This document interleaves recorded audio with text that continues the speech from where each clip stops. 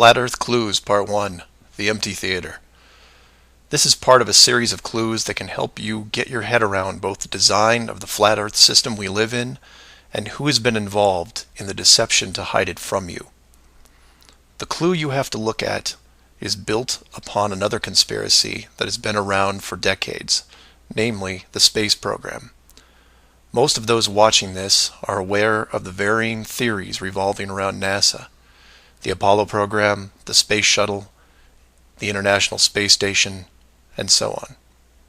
The clue itself isn't based on one of these highly debated topics, but the lack of one. More specifically, motion pictures based on actual events. This, like others in the series, is something you can check out for yourself. Everything you need to reference this is online. To begin, think of all the movies involving space travel that you've seen in your lifetime. You'll start with the obvious: Star Wars, Star Trek, Alien, just to name a few. In fact, if you go through your own personal list, you could probably come up with over 100 different off-world movies without breaking much of a sweat. That part is easy. For the second group, try to come up with space movies that aren't fantasy-based. You'll get a list that has Red Planet, Gravity, Mission to Mars, 2001, things like that. These films will usually take on a not-so-distant future theme, and where we could be down the road. And it's still a pretty good-sized list. These first two groups of films are encouraged by the authority, because they reinforce the globe model through assumption. The entertainment system demands that the globe view and solar system concept is a given. Therefore, the actual worldview must also be true. Or to put it another way, if you're using your suspension of disbelief as you watch a movie like, say, Gravity, then subconsciously you're reinforcing the movie right on top of the real world. The more of these movies you watch and enjoy, the more the lines blur between what you want to believe and what you actually know. Watch enough movies about Mars, and you will be less astonished when NASA announces an actual mission to Mars.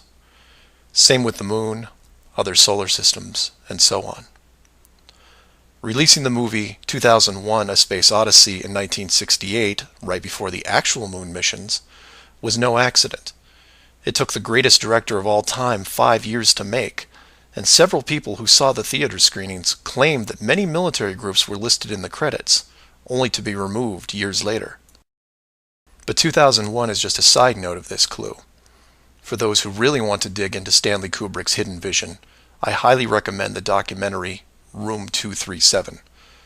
A link to it is below as well. Now you are aware of the first two groups of space films. There are those that contain generous amounts of fantasy, and those who try to paint our near future. These two groups are easy to find. The third group is a challenge, and again, that's where things get interesting. The Moon missions concluded in 1972, and even though it's still considered the greatest achievement by mankind, no fact-based movies were made regarding it until The Right Stuff was released in 1983.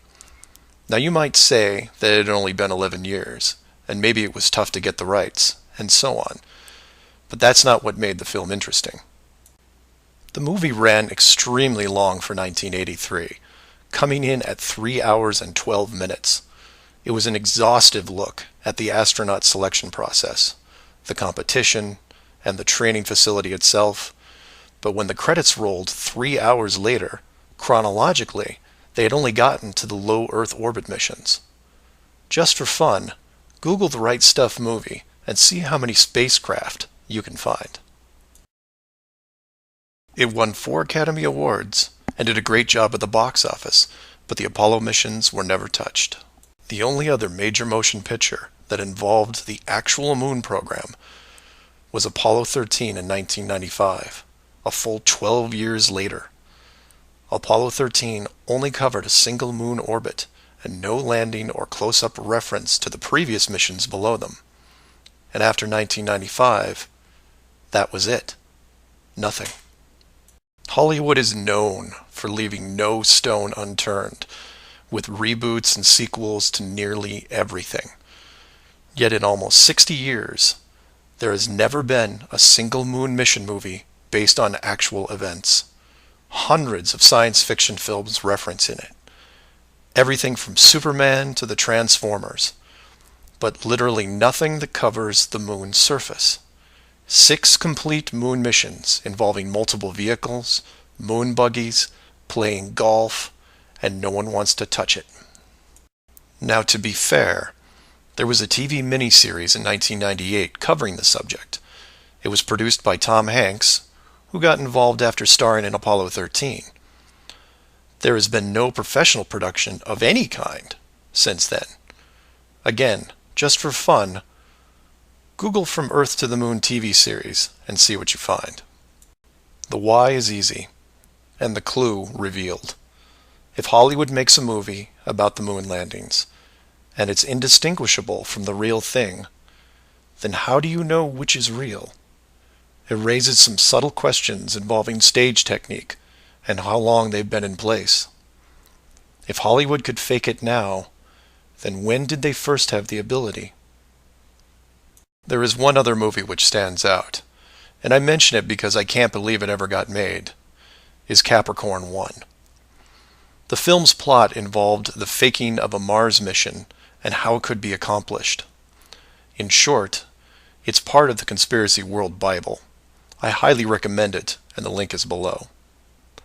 To summarize, all space movies are encouraged by the authority, except for the ones that are based on actual accounts. Those are not allowed. The moon program has been buried in entertainment because the moon cannot be reached.